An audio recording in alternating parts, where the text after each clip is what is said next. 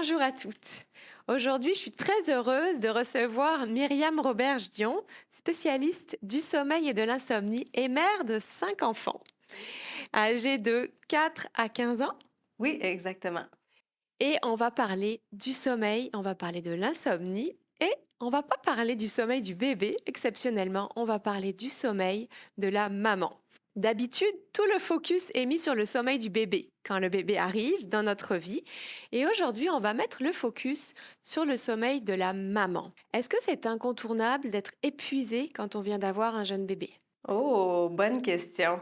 C'est vrai que les gens autour de nous assument que c'est normal qu'on soit fatigué.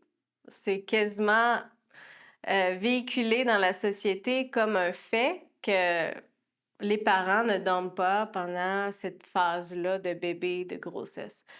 Euh, Ce qui est important de savoir, c'est que c'est pas une phase qui dure peu de temps. Tu as la phase de la grossesse, la phase de l'accouchement, la phase du bébé naissant qui fait pas ses nuits. Ensuite, tu as l'apprentissage, la propreté, les terreurs nocturnes, le somnambulisme, les pipis au lit et tout. Donc, des fois, on a l'impression que c'est une phase qui dure seulement quelques mois et puis que c'est inévitable d'être fatigué.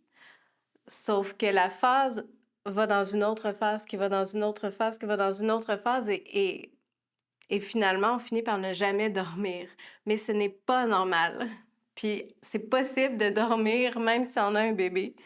Mes 4 premiers bébés, j'étais dans cette vague-là d'insomnie chronique, je dirais. Euh, mais mon 5e bébé, j'avais réussi à m'en sortir. J'avais réussi à réapprendre à dormir avec une technique spéciale que je présente dans mon livre, que je vais parler un peu dans les vidéos. Puis à ce 5e bébé-là, j'ai bien dormi malgré tout.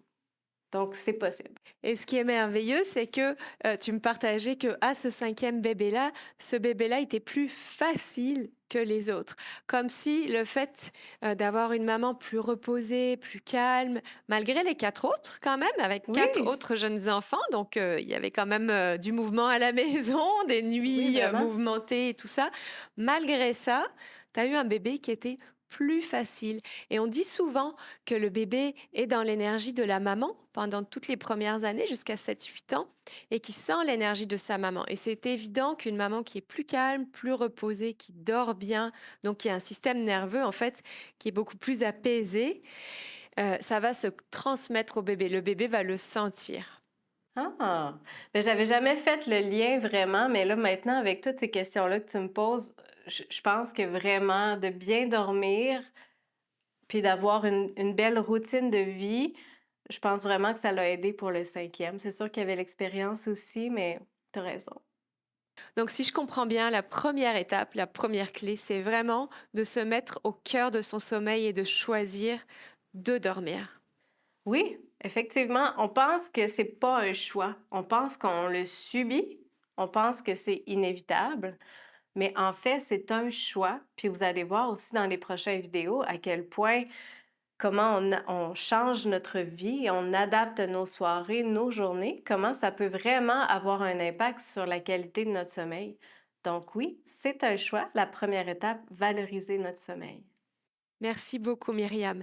Restez avec nous pour les prochains épisodes où on va vous présenter les autres clés pour comprendre le sommeil, comprendre quelles sont les erreurs à ne pas faire, comprendre les techniques à mettre en place, même avec un bébé et avec les enfants aussi, pour pouvoir retrouver vraiment le sommeil et de ce fait être plus en forme, avoir plus de vitalité et être une mère finalement plus heureuse, Plus plus heureuse, joyeuse. oui!